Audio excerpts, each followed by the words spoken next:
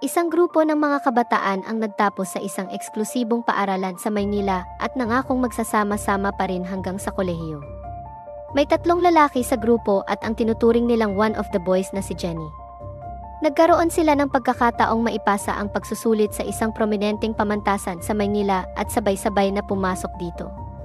Ang pinagkaiba lang ni Jenny ay hindi nito kinuha ang kursong nursing, sa halip pinili niya ang kursong political science.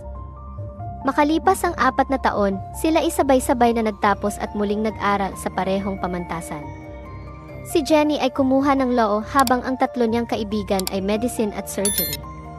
Isang pagkakaibigan na sinukat na ng panahon, ilang taon ng kulitan, bulyawan, bastusan, at walang sawang gimikan ang kanilang pinagsamahan.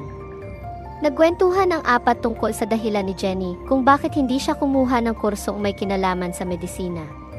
Ibinahagi niya na hindi niya gusto ang makakita ng dugo. Lalo na ang mga patay na hayop o tao na pinag-aaralan ng kanyang mga kaibigan. Balak ng 3 lalaki na mag-focus sa pathology pagkatapos ng kanilang kursong medicine dahil kulang raw ang bansa sa ganitong uri ng espesyalista.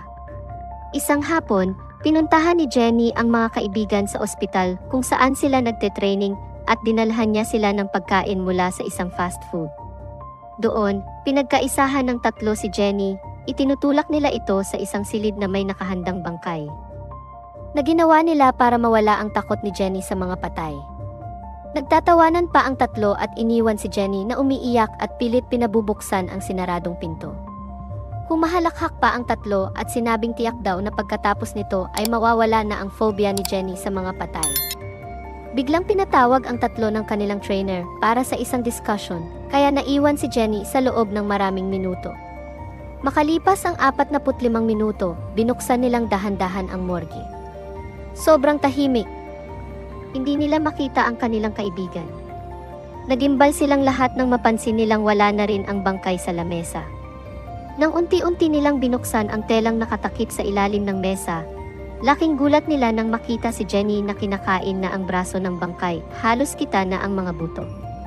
Nanlilisik ang mga mata ni Jenny habang unti-unting ninangata ang nabubulok na laman ng patay. Biglang tumakbo palabas ng morgue si Jenny habang hawak pa ang naputol na braso ng bangkay. Tumakbo siya ng tumakbo hanggang sa habulin ng kanyang mga kaibigan. Parang nawala na siya sa sarili at tila baliw na nagwawala, duguan ang katawan. Bigla na lang siyang tumalon sa bintana na naging sanhi ng kanyang pagkamatay. Ayon sa mga doktor, hindi kinaya ni Jenny ang matinding takot nito sa patay, kaya't nawalan siya ng kontrol sa sarili. Ngunit hinala ng faculty, may mas malalim na dahilan o karanasan si Jenny tungkol sa mga patay. Ang 3 lalaki ay hindi na muling nagpakita. At pare-parehong hindi tinapos ang kursong medisina. Dahil maimpluwensya at mayaman ang pamilya ng 3, na isara ang kaso at pinalabas na lamang na aksidente ang pagkamatay ni Jenny.